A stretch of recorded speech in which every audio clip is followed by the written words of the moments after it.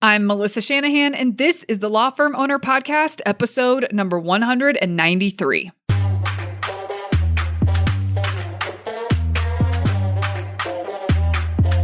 Welcome to the Law Firm Owner Podcast, powered by Velocity Work, for owners who want to grow a firm that gives them the life they want.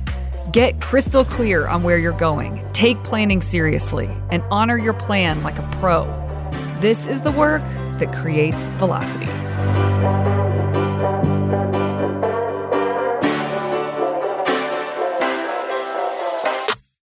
Hey everyone, welcome to this week's episode.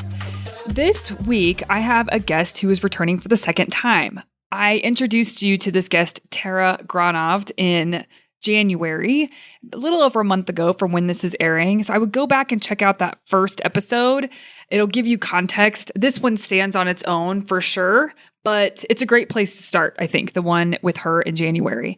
And this is her second time back. I would like to have her back consistently. She is an expert with team dynamics and leadership coaching and all the things that we have to think about as owners with teams. Team is so important to us running things, whether you have very few team members or whether you have a large team.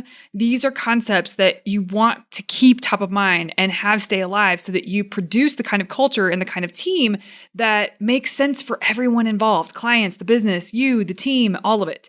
And surprisingly, that is hard. So we are going to have her on consistently to offer her expertise to you. If you are interested in learning more about her, you will find a way to do that in the show notes. And I highly recommend it. She is fantastic. And I think soaking up her knowledge is such a gift. So without further ado, here is today's conversation with Tara Gronhovd. Welcome to this week's episode. I'm pumped because this is episode 2 with Tara Gronhovd. Thank you for joining us again. Thank you so much for having me again. I'm thrilled to be here. Oh, yeah. Oh, listen, you're going to be back often, assuming you're willing, because there are so many things that run through my head that I know I'm not alone, but I'm not the expert. So I don't talk to my clients about a lot of the things that you and I are going to be talking about on this podcast, but this is the world you live in. So yeah, this is the world I talk about all day. Yes. Yeah. Well, last time, so for all of you listening, if you haven't listened to the first episode we did with Tara, go back and listen to it. We'll put the link in the show notes. It was just a few weeks ago, and I wanted to pick up on something that we touched on there, and maybe time for two things if we have time for two things today. But towards the end of the episode, I was mentioning, when should you keep putting resources and time and effort into the relationship with the team member or employee as the owner? Or when do you just call it off and let the person go? And so I know you have thoughts and opinions about this, and I don't necessarily know. There's so many different angles or paths we could go on with this conversation, but I would love to just hear you start riffing, and I can ask questions along the way. Absolutely. I think it's a really common struggle for business owners of any kind, of how long do we invest in this? I, in general, just have a philosophy of hire slow and fire fast, but with some parameters. Like, you can't hire slow and fire fast if you aren't also really clear about what you expect. Yeah. And so there's some frameworks that you have to have in place in order to make that actually work for you. Otherwise, you can end up just messing up your recruiting and retainment strategy, right? So what are the parameters? Yeah. I mean, one of them is, are you really clear about what you expect? And are you really clear about what it means to be a good fit in your organization?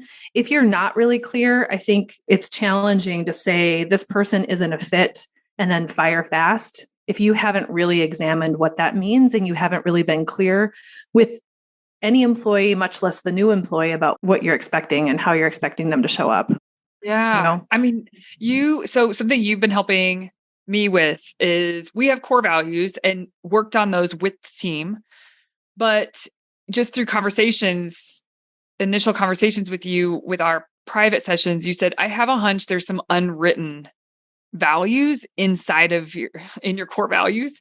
And so we've been going through, and you're asking me, what do you really mean when you say this in your core value? And it gives me a chance to just talk, and you can pull out some of the things that aren't written, but it's supposed to mean. And that's been really helpful because when you say, what are you clear about what you expect? Of course, there's job performance things that each team member needs to be up on. But really, there's expectations I have just globally that I thought I was doing a good job of explaining and conveying, but I'm not. So I don't know if this is touching on what almost none of us are. Oh, okay. That's good to know. Yeah. This has been really helpful for me being clear. I thought I was clear. Yeah. But you've been really working to make sure that I'm clear. So I was going to ask, is that what you mean? It's just digging in to figure out what's unwritten that you do. That is part of what I mean. I mean, engagement in general, engagement in what I mean by engagement is someone shows up motivated to do their work and excited to be a part of your organization, right? So engagement increases with role clarity. So in terms of technical or performance-based expectations, I think it's fair to say that most growing organizations struggle even to do that. So if you're a growing law firm or a growing small business, you are kind of evolving. And what you start with, even at the beginning of a hiring process, by the time you onboard someone, you might have realized that it shifted, right? So that can be really challenging because then hiring becomes a moving target. But in general, people do better when they know what's expected of them in terms of the job description. You did mean technically. So I do mean technically, but I also mean the other, which, yeah. So it's both. I mean, it's both. If I'm supposed to get the mail, I need to understand that I know that's overly simplistic, but I need to understand that I'm supposed to get the mail. And that may seem overly simplistic, but I've seen organizations where no one told the person they were supposed to get the mail, and then everyone's frustrated at them that they're not getting the mail. No one really explained to them that that's their job or held them accountable to no, really, every day we need you to go and do this task. And then people are frustrated, but not saying anything about it because they're making some assumptions. So that is one piece of it. But the piece that we're talking about is, in addition to that, you have some cultural norms, beliefs, values, your core values that translate into behavioral expectations that are likely unwritten. So these are the unwritten rules of your organization, typically unwritten. The clearer you can get it, first of all, about what they are, just for yourself. I mean, and that's what you and I have been working on, is you getting clarity about what you mean and what you don't mean by it is helpful for you to identify where you have and haven't been clear, right? Mm-hmm. And usually we know what it doesn't look like. So as we're getting clarity, so if you're taking a core value, first of all, it's getting really specific, like, what do you mean by that? Because the English language is tricky in terms of we all mean something a little bit different by the same word. So getting really clear and having a definition about what you mean by it. And then beyond that, what would it look like if someone was honoring that value in this role? And what does it look like when they're not? Yeah. Yeah. I offer one up here because it might create a giggle for listeners, that one of mine, well, first of all, when we read mine through, as a new person walking in, first of all, it wasn't quite as clear as I thought. And I learned that through you. But the other one was like, I wouldn't want to work here. These are intense. And one of them was direct. And I think the description behind the word direct was no BS. I mean, the team helped with this. It was something around just not dancing around an issue, just get to it and be direct. And we value that at the company. Okay, so that sort of sounds okay, although some of you are probably like, oh, geez, listening to this. But what you helped me realize was, you said, well, what do you mean by direct? And I shared it with you. And so as I kept talking, somehow what came out was, it takes guts sometimes to just say the thing. And especially to me, and I value someone being direct. And so to me, even to me or to others, depending on the comfort level, you just kind of are trying to explain it and say a lot of words to get your point across. And really, you just mean this one thing. And so through the work with you and teasing out some things, we came up with courageously clear, because it takes courage to be direct. And really, that was my point, was, can you just say it? And we here value just saying the thing and not having a lot of language around a point. So that's a great example, Melissa, of the difference between values as words on a page and values lived out. So what is the point or the purpose of this value? It's driving a specific kind of result. It's driving a specific kind of outcome and behavior. And for you, it had to do with making sure there's clarity, making sure that we're being efficient in our communication. There's a concern that if we're dancing around it, we're not getting to it, right? Like we're not actually going to solve the problem if we can't name the problem. And so talking through that with your team, once you've gained clarity and having discussions can help them see where they are or aren't honoring that. Yeah. And if you think about it, we go through values. Sometimes you might go through it during onboarding. Typically, they're just words on a page. But if you really have a discussion with them about when they've been courageously clear, what gets in their way of being courageously clear, and helping them have a conversation, it can really help you understand what they're going to need in order to honor that value. But it's really important that people coming in to work for Velocity work, for example, understand that courageously clear is a value, or they might feel really uncomfortable, especially if everyone else is being courageously clear and they've never had to do that before in their career. It might take some practice for them. Yeah. Hopefully that example is helpful to get the point, because that is what I meant. And it's such a better description of what I meant. But the core value read direct, no BS, right. No whatever. Please, Melissa, calm down. I mean, you do also mean direct. You value directness. Yeah. And that's okay. Yeah. It wasn't as clear or as inviting or clarifying. It wasn't as clarifying. That's exactly right.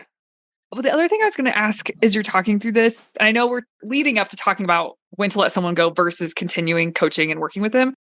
But you were mentioning, okay, so there's this technical job performance piece that needs to be very clear on what is expected. But then there's also this cultural company-wide expectations as well. Yeah.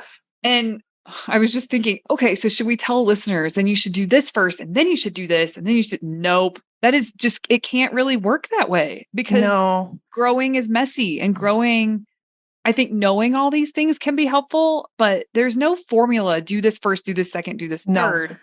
And it's not realistic if you're growing to have it all figured out in advance. So the best thing you can do is get clarity around your values and the culture that and really defining, or what I call codifying your culture. So really getting on paper and really understanding and having the team that you have understand what it means to live out the culture that you want to have.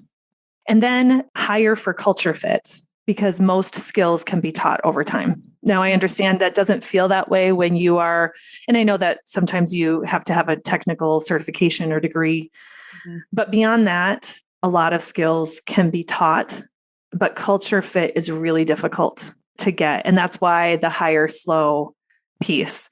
But you can't hire slow if you don't have this in place, because then you're not really sure what you're looking for. Then it's kind of, I don't know, it feels right, it doesn't feel right. You can get sucked up in liking someone as opposed to really being clear about this filter of your values. Because from the work that you and I have done, Melissa, we should be able to take this and design some really good interview questions and scenarios that would help you discern where they fall on this scale of these values.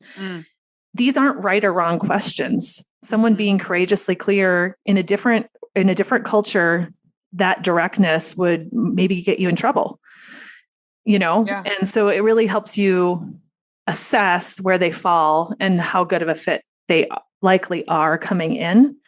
And then you can work from there. The clarifying of their actual job role, I think, get as close as you can, and then continue to review it every, 3 to 6 months. If you're growing, to say, is this still relevant? Yeah. So, okay, that's actually helpful that you said you could put together interview questions. I was just going to ask, for people wondering, should you have core values as a part of the interviewing process? But that's the way, I guess, to infuse it, is to design some questions that will give you insight. One thing I shared with you is that I didn't even have that, but we just hired someone new, and because I'd been doing this work with you, I was looking through a different lens in the interview process. And I could sniff out very quickly. There were 3 top candidates. And the one candidate that we hired, I could just smell it, that she lined up naturally or more innately with the core values that we had than the Mhm. other two. And so that was cool because I hadn't had that before.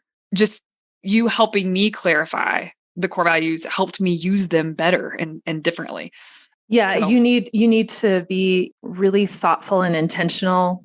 And so if you haven't done the core values work in general, I'd recommend doing that. And then once you do it, continue to revisit it before, especially before a round of hiring or onboarding, just to get really clear about what it means now. Because we could do this work and 6 months later, your organization looks a little bit different and there's different kinds of behaviors that you're going to pull out within each of these values. So yeah. the value itself doesn't change, but the expression of it might based on your growth and changes in the organization.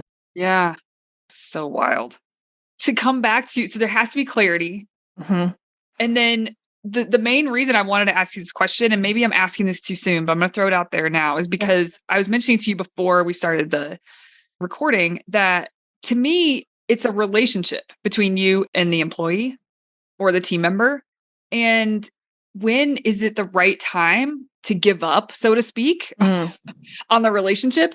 Because when I think about this in personal relationships, like marriage, and when I was younger, I was married. I have been divorced. I know what it's like to go through the deep questioning. Do we keep trying or not? Yeah. And the relationship I have now, it's never been anywhere near that. But Right. I would never I will do whatever it freaking takes for this marriage that I'm in right now. And that's not healthy to have with a team member. So we know that, but what's the line or what's is a word that you've used before as a boundary to know like, okay, it's time to let this go.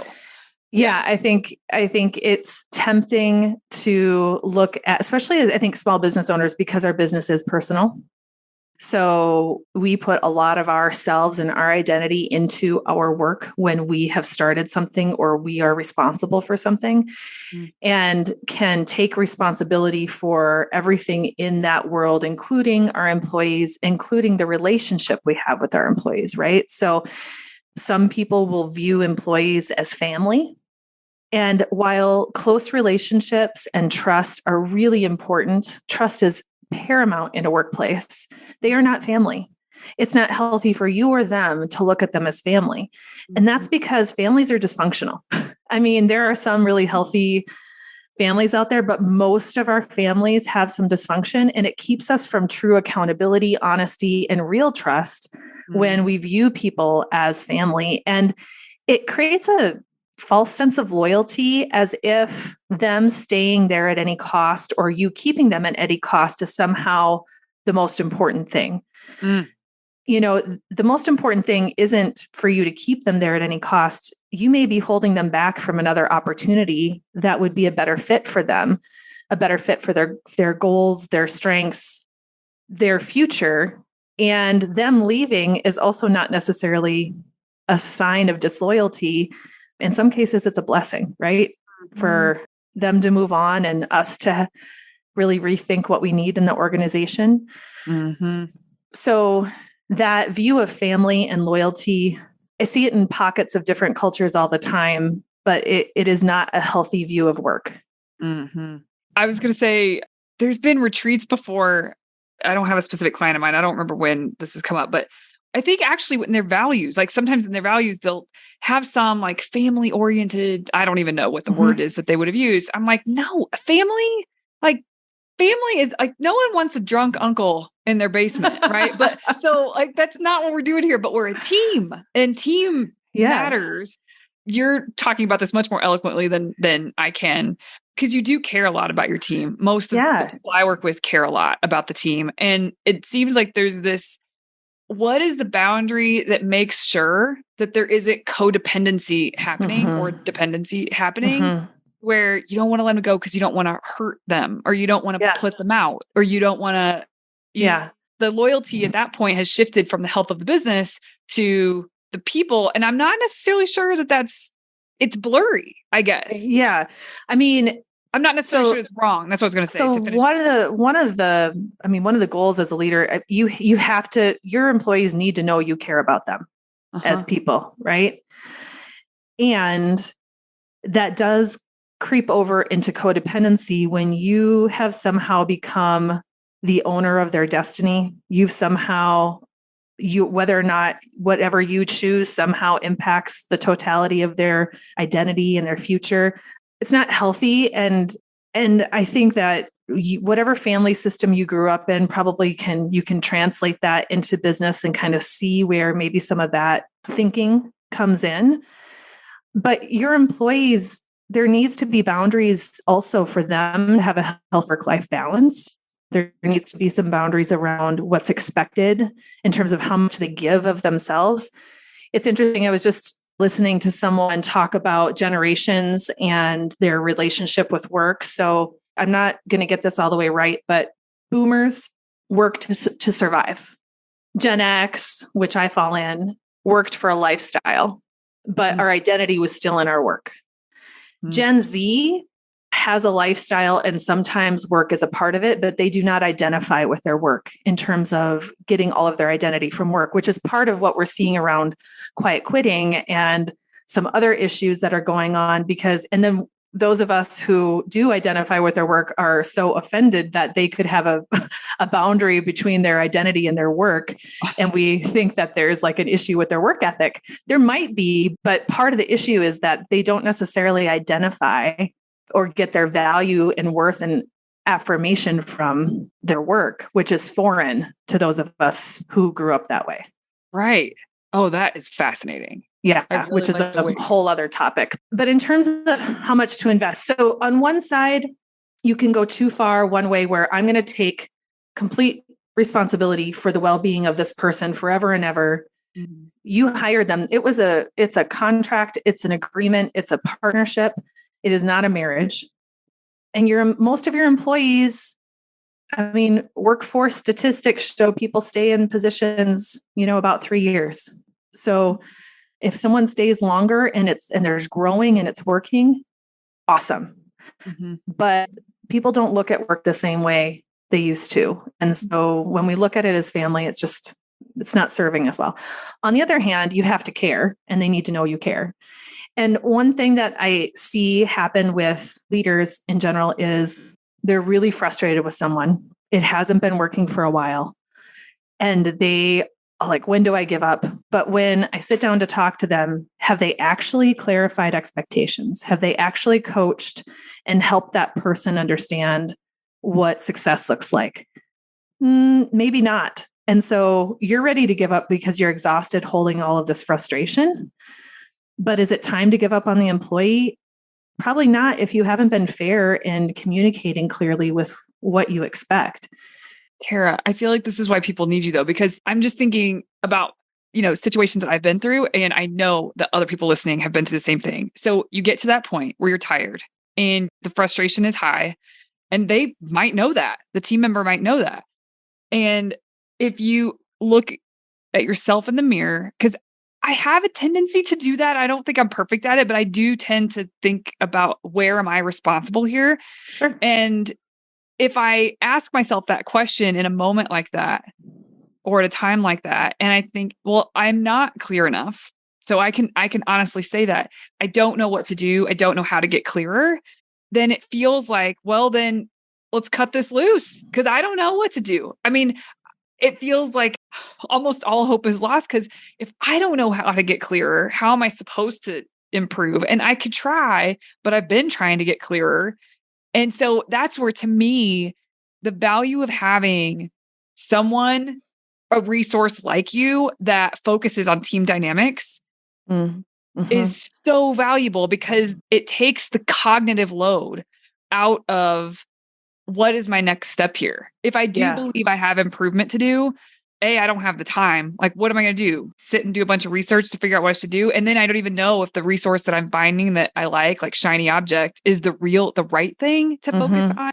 Like having someone like you in their corner to rely on in instances where you feel stuck and you have a hunch that you shouldn't give up on this person, but you also are at a crossroads that you don't have the time or the bandwidth or the knowledge or the resources to do what's right next. I don't know. So if you don't have someone to help you think maybe objectively and expertly with the situation, and maybe you have someone who you've been wrestling with, you feel like you've been wrestling with, even if it's just in your mind, an exercise that can be really helpful that I learned from my coach years ago is to, on a maybe weekly basis, just have a Word document or a journal and just write a few sentences about how the week went with that person, how you feel. And if you had to make a decision today, would they stay or would they go? Because then over time, you're going to, even though it's subjective, over time, you're going to get an objective view of what has it looked like consistently. And sometimes you're going to say, okay, for 3 months in a row, for every week for 3 months in a row, this isn't working. Then it probably really isn't working and it's time to go. It also helps you spot patterns. So in lieu of a coach to help you kind of think through this is, a trick to help yourself. You might be able to spot patterns when this specific thing happens or this specific time frame because of the cadence of our work.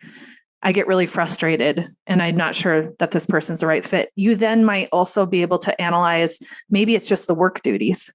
Maybe they're a fit for our culture, but this particular kind of work they're doing isn't a good fit and we need to look at making some adjustments. So it can help you take a more objective view of what's going on.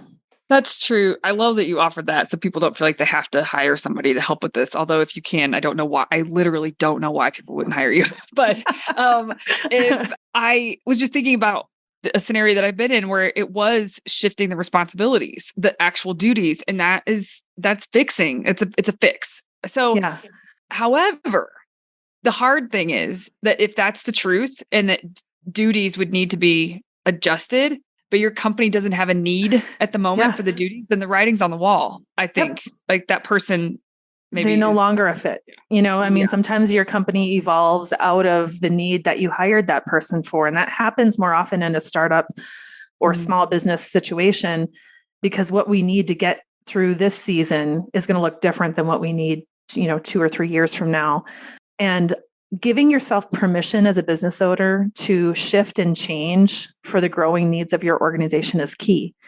You aren't doing a disservice to the person, especially if you're being honest with yourself and then them, right? But this is also where those cultural norms come in is, something I didn't mention with that exercise. If you know what your values are when you're making that weekly journal entry, you can ask yourself, is this person aligning with these values this week? And over time, you can get an objective view too of whether or not or where they aren't aligning. And then the trick is, can you coach in real time? Like, hey, this week we were dancing around issues all week. And here's the impact on the team. How can we work together on this courageously clear? What would be helpful? And then being able to say, this is an area that we have to see improvement in. This is a non-negotiable in the long run. So what do you need to get there? This almost sounds like in line with, I think it's commonly called a performance improvement plan or performance management system. PIP. Like if you're a PIP and a PMS, like a performance management system, if a PIP is a part of a performance management system, okay. But I do think it does help to get organized around one. It seems like there's a prescription out there of like what the PIP should look like, but it feels like every organization has an opportunity to clarify that for themselves. But in whatever your plan is, if you're having repeated issues come up and you are clear on your values, do you think even with the journaling exercise, deciding to meet once you have a little more clarity and you can articulate, not just fire off at them, but you can articulate exactly the thorn here, then it's worth a meeting and saying, okay, this is what we're going to do. We're going to meet now. We're going to discuss these few things. We're going to come to an agreement on help, like how I could support and help and how you're going to shift into this. And then we're going to meet 30 days from now. Like sort of laying it out. Yeah. Probably makes the owner feel safe as well as maybe the employee. Yeah, I think it depends on the employee. I think there is a real power in laying it out so clearly that they get to choose. And this is where it's a relationship. So I get to choose as an employee. If you're clear, I get to choose to intentionally step up in these ways so that I can meet these expectations. Or I get to choose to say no, or I get to choose through my actions to say no, right? So when you're clear, When you're having these conversations, by the way, another tip is at the end of the conversation, ask them what they're taking away from the conversation, because you can say all the words, but if they are feeling scared and they are go into the fight or flight aspect of their brain, they're only hearing it through the filter of any past trauma or issues that they've had. And they haven't heard anything clearly that you're saying. So you want them to be able to repeat back to you. And this isn't, I'm not talking about in a childlike way, just, hey, I want to make sure we're on the same page. What are you taking away from today? Like, what's important for you to remember about this conversation so that you have an opportunity to continue clarifying.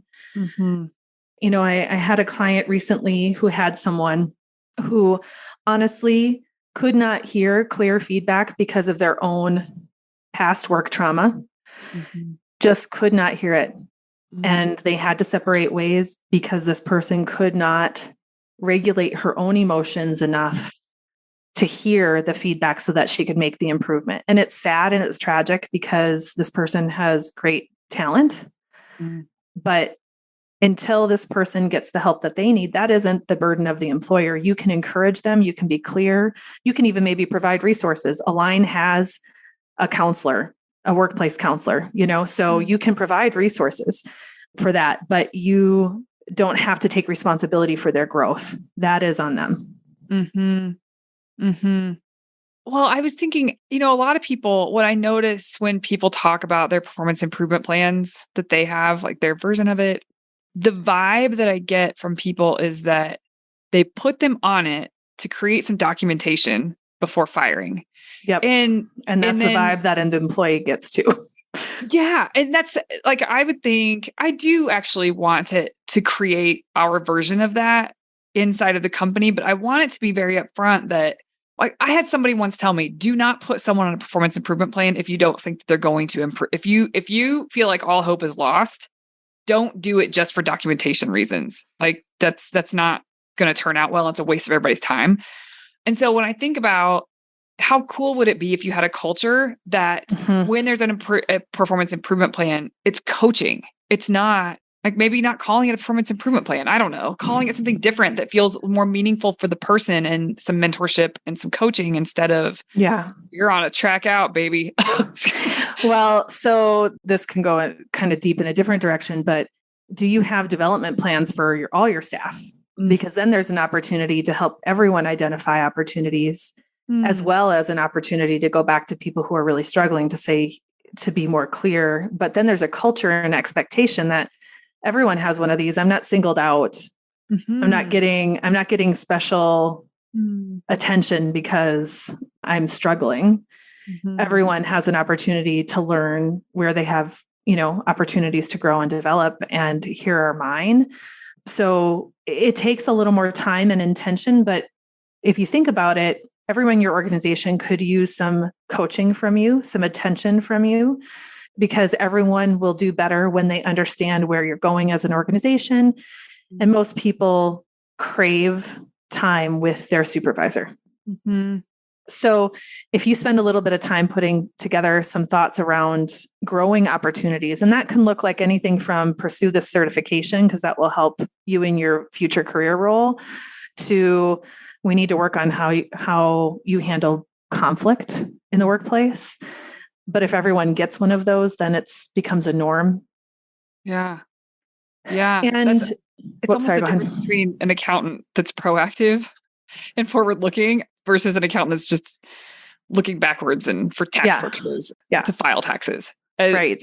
It's like development plan is proactive with development, and a coaching plan or performance improvement plan or whatever you want to call it is more reactive to the problems. Yeah. Is there a place for both? Yes, I do believe there's a place for both. And I've used PIPs before in performance improvement plans before when I've been a supervisor. If you haven't been coaching them and you've moved straight to a PIP, it's going to feel pretty abrupt to everybody. And it will feel like a last warning. And it's okay if you might be at the point where you have had conversations and this is where you're at, or the infraction was serious enough that they need to know that this can't continue. I'll be interested to see with the way the workforce is going. how people respond to PIPs. Yeah. I think it really depends on, obviously the employee, but I think be ready for someone to leave if you're going to put them on a formal PIP. They may not stick around long enough for you to cross that T. Yeah. I mean, do you think, I would imagine, so something I'm instituting just recently is having one-on-ones with each team member. It's been sporadic before. Before it was just like always touching base, always as needed. Yeah. And a lot of communication kind of going back and forth. And that was okay to a point. We can't survive on that now. And so I'm going to start, what we are starting one-on-ones. And I would imagine that the odds are decreased that you will need anything like a performance improvement plan if you're meeting consistently with the person anyway. And I don't know, it sounds different than a development plan, but no, I think you're right. The weekly feedback, and if you are intentional with that time, then I would say yes. If during that time you're having real conversations about their development, their performance, if they have a chance to ask questions and if they're bringing things to you and you have an expectation that they do and help hold them accountable to that, if you're giving recognition for the things they're doing well and being honest when things haven't gone as well, then yes. But that is more about having kind of a coaching relationship with your employees. And I don't remember if I mentioned this last time, but in general, the workforce shift, and this was happening pre-pandemic, people want a coach and not a boss. No, you didn't mention that. Okay, yeah. So Gallup has research about 7 workforce shifts, and that's one of the biggest one is people want a coach, not a boss. And if you think about the positioning of that, it's I'm for you, I'm with you, I'm alongside you. There's a relationship there. And it's about, helping people succeed. If people are feeling that and you've earned the right to have a performance conversation, you've earned the right because they know you care about them and their success, then when you say, hey, there's something we need to talk about, they might not enjoy it, but they're going to be more open to it if they feel like it's coming from a place of relationship as opposed to your frustration. I love that. People want a coach, not a boss. Yeah. And I mean, that also does help put a boundary because a coach it's not family. You can't coach your family. You can't. No, it doesn't go well. Ask my husband. Yeah. Same. Yeah. And vice versa. I mean, right. He has points that maybe I need to hear. I'm not a total brat, but if it was coming from someone else, it would land differently. Oh my gosh. So, don't you love those conversations where all of a sudden someone's telling them something and then they're like, did you know? And you're like, nope, never heard that before in my life. Yeah, yeah, totally. So that does kind of help form the boundary of this is a team, not a family. Like be their coach, not their boss. Yeah. Like I don't want to be, oh my gosh. And family is complex enough with the one you have of origin. I don't need another family. But I would love to be a part of a team. So, right. A really healthy, thriving team. Yeah, right. Everyone wants that. Yeah. Everyone in the world wants a good job with a great boss who acts like a coach and a great team. Everyone wants that. Yeah. Yeah. And the people who don't have had maybe really horrible experiences with it. I have a question about, just to see your opinion on it. The CEO I used to work for, I actually don't know. I think this was true. Actually, there may have been instances that this wasn't true, but what he used to say was, you'll never get fired for numbers. You will get fired for your attitude. And does that feel healthy? I think it depends on what that meant. Were you allowed to have a reaction? Were you allowed to have emotions? Because I've been in cultures where you could get fired for your attitude, meaning you're not allowed to push back or point out things that were negative. And it becomes more of like a toxic positivity environment. I do think there was some of that going on. Yeah. So I don't think that's healthy. Like you need to, in order for you to really grow as a leader, you need to be aware. And in order for you to gain self-awareness, there has to be a culture of psychological safety where people are allowed to speak up, disagree, push back. And that's uncomfortable. It's Mm-hmm. uncomfortable because it slows down what we think of as progress. In the long run, it doesn't, but in the short term, it can feel like it slows things down. Yeah. Yeah.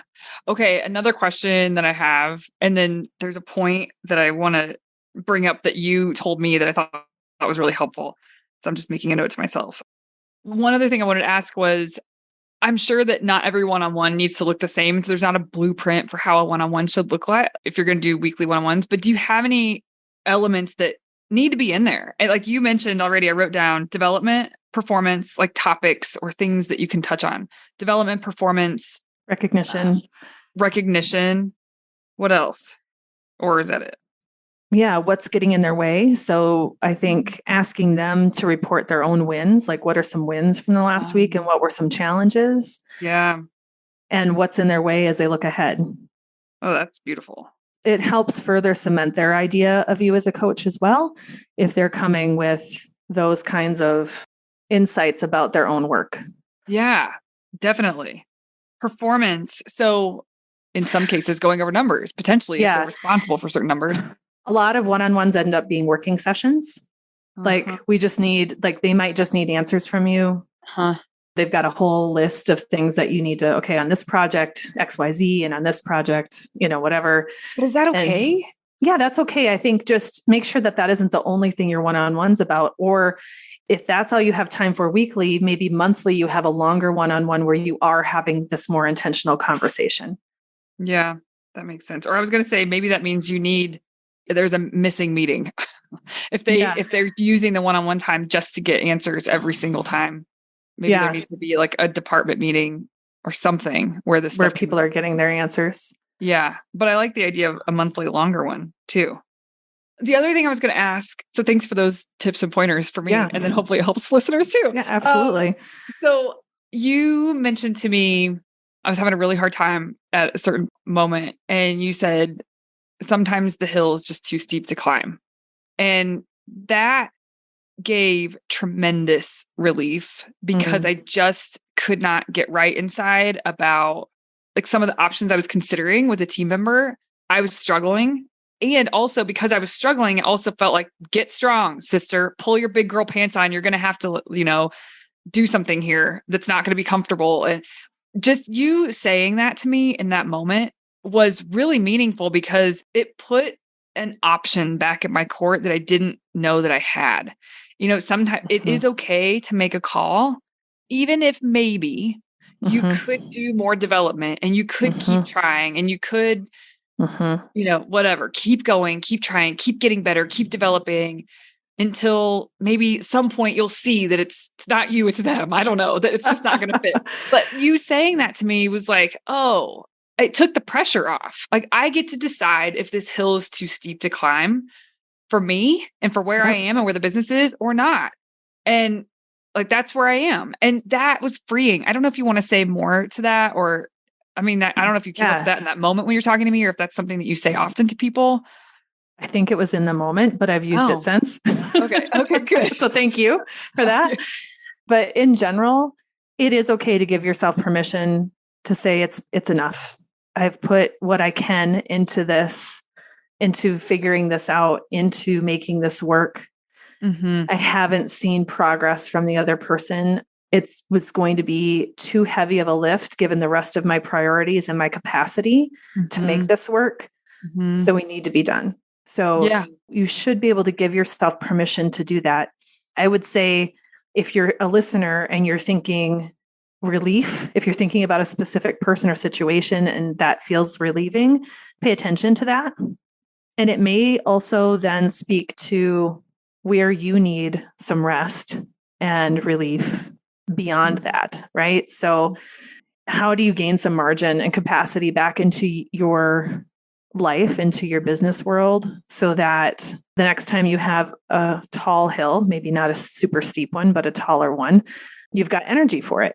And if this work relationship is draining everything else out of you, that is also information.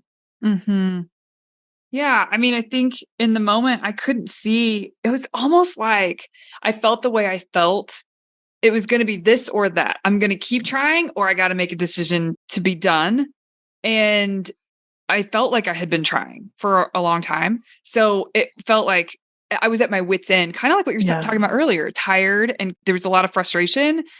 And it felt like, could this person who is actually pretty awesome at a lot of things, it's just certain things that it was bubbling inside of me. And I mean, they knew it. It wasn't just inside of me. Do I keep trying? I felt like I was throwing my hands up.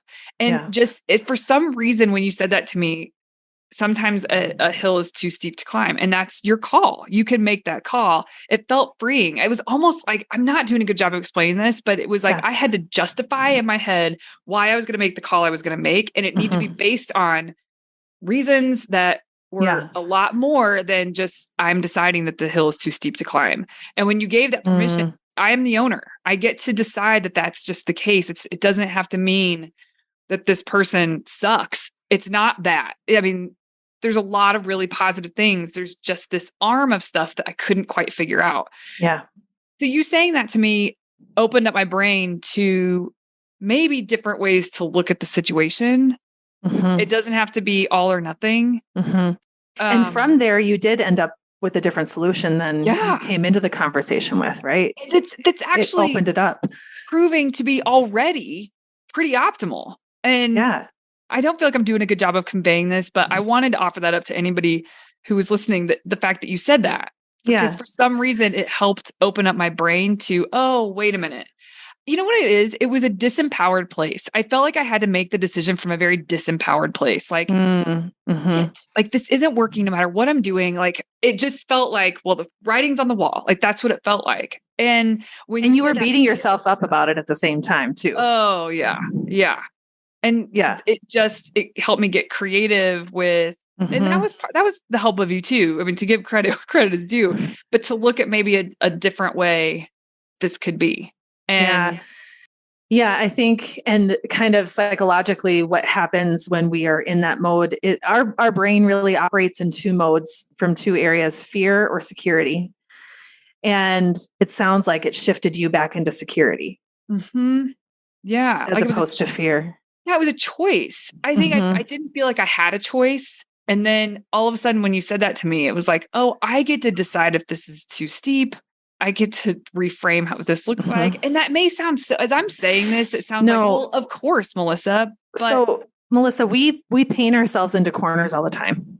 Yeah, we do. We feel stuck because of like the stories we've told ourselves in our head about how this is going to go, anticipating how someone's going to react, justifying things one way or another. So we can kind of back ourselves into a corner and then legitimately forget that we have options and we have choices.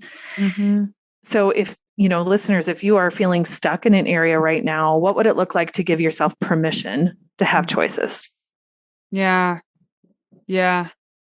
And to come full circle, just so people don't get the wrong impression. I mean, that team member that I was really struggling to figure out what to do now is moving into a role that she is excelling at. Awesome. And I have a new person coming in to handle a part of the business that she seems to be doing really well with. And, we'll continue to train and to foster that. I've heard, I don't even know how many times I've heard it's about getting the people on the right seats on the bus. But when you are busy, and you are running, which I was at a period of my business, you don't have the bandwidth to think about, what seats are available on my bus to move somebody into. It's not that black and white. Well, and Melissa, this is something we can talk more about maybe in a future episode, but when your business evolves, sometimes you don't even realize how much it has evolved. I mean, your business has evolved significantly in the last year. And there were still some models you were operating off of from an old version of the business. And so pausing long enough to really think about, and that's something maybe to think about within the quarterly planning, to have a prompt for yourself around that. Just thinking, I need velocity work to host my strategic planning. The cobbler's kids have no shoes. Yes. Know, right? It's really hard to do. I mean, we do our best, but no, I know. Yeah. Well, okay. This has been so fun. I know we have a hard stop, but you're going to be back consistently. So awesome. I'm excited about that. We'll pick up where we left off. And what did you just say? We could talk about this in another one. What was that topic? Just the evolution of our business. Oh, yeah. Okay. And for any folks who are listening that you would love for Tara and I to dig in on something specific and get her expertise, email hi@velocitywork.com, HI, and we will take that feedback and talk about it on an episode. So yeah, thank you so much, Tara, for coming back. Thank you for having me. And I'm excited to think about what our next conversation will be. Yes, definitely. All right. Okay. Thanks again. Yeah, thank you. Hey, you may not know this, but there's a free guide for a process I teach called Monday Map, Friday Wrap. If you go to velocitywork.com, it's all yours. It's about how to plan your time and honor your plans so that week over week, more work that moves the needle is getting done in less time. Go to velocitywork.com to get your free copy. Thank you for listening to the Law Firm Owner Podcast. If you're ready to get clearer on your vision, data, and mindset, then head over to velocitywork.com where you can plug in to quarterly strategic planning with accountability and coaching in between. This is the work that creates velocity.